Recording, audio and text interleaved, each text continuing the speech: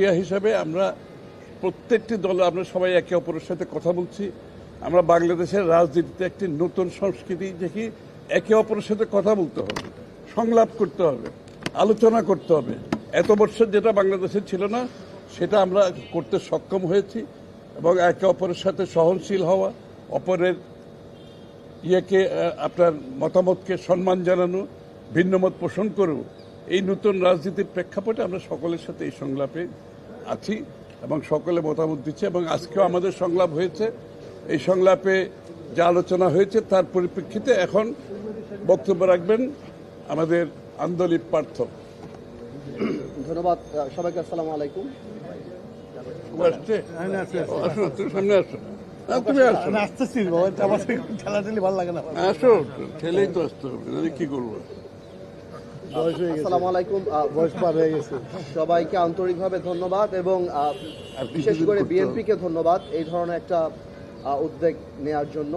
সকল পার্টিকে বা সকল রাজনৈতিক দলকে ডেকে আমরা যে আলাপটা করলাম, আমরা সবাই উপলব্ধি করি যে বাংলাদেশে গত 16-17 বছর বাংলাদেশে যে কোনো নির্বাচন হয়নি। 2014 সাল থেকে বাংলাদেশের মানুষ ভোট দিতে পারেনি এবং এই প্র্যাকটিসটার কারণে 2014 থেকে যে আওয়ামী স্বৈরশাসক ছিল ওনারা যে পিক অ্যান্ড চুজ করে রাজনৈতিক নেতৃবৃন্দ, সেটা শুধুমাত্র এমপি হিসেবে না, উপজেলা থেকে আরম্ভ করে ইউনিয়ন পর্যায় থেকে আরম্ভ করে সব জায়গায় গিয়েছে।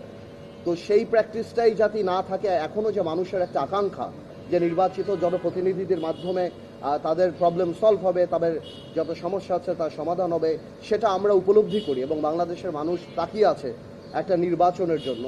এবং আমরা এটা বিশ্বাস করি যে এই সরকার আমাদের সরকার, এই সরকার আমাদের আন্দোলনের সরকার, এই সরকার ছাত্র জনতার আন্দোলনের সরকার এবং কিন্তু এই সরকার জনগণের সরকার, কিন্তু জনগণের দ্বারা ভোট দ্বারা নির্বাচিত সরকার না।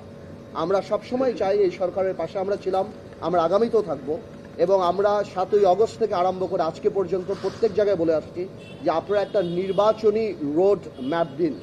নির্বাচন অত্যন্ত গুরুত্বপূর্ণ। নির্বাচন ছাড়া আপনারা যে সংস্কারের কথা বলছেন, সংস্কার একটা চলমান প্রক্রিয়া, আমরাও সংস্কারের পক্ষে। তবে এটাও বাস্তব যে সংস্কার আপনারা করেন, কিন্তু বড় সংস্কার করতে হলে জনগণের ম্যান্ডেট ছাড়া সেই সংস্কার যদি হয় তাহলে সেই সংস্কার খুব কঠিন হবে না, খুব শক্তভাবে থাকবে না। আমরা আগেও বলেছি, এখনও বলেছি যে আমাদের সাথে একটা চার্টার হতে পারে, সনদ হতে পারে, একটা সাইন হতে পারে। বড় বড় সংস্কার এই বড় রাজনৈতিক দলগুলি আপাতত দিয়ে দিয়েছে। যেগুলি সংস্কার শর্টকাট করে যেগুলি একমত হয়েছে সেগুলি নিয়ে একটা সনদ করাই যেতে পারে, সবাই সাইন করতে পারে এবং তারপরে এগিয়ে যেতে পারে। কারণ জনসম্পৃক্ত